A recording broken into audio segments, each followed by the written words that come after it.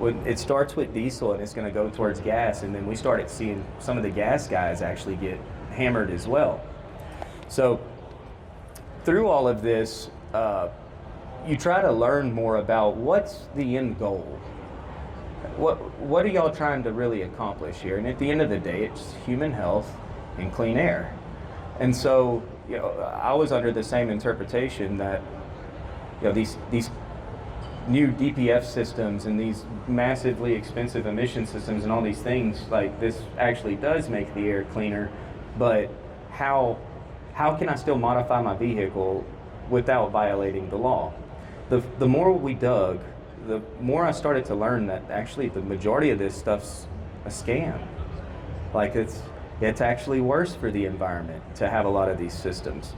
But the EPA, the way that they've done their analysis has basically been the certified vehicles emission standard. So like that would be like 0 to 150,000 miles on like a light duty truck.